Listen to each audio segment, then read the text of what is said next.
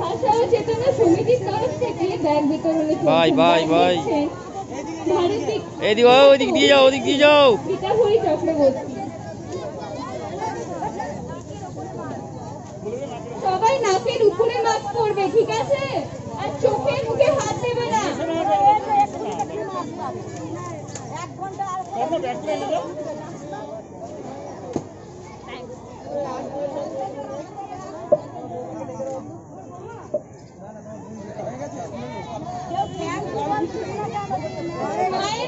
Excuse me, ma'am.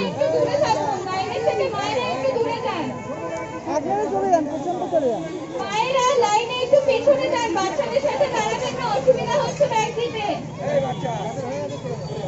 যাদের ব্যাগটা হয়ে গেছে তারা চলে যাও। মায়েরা লাইন থেকে সরে দাঁড়ান।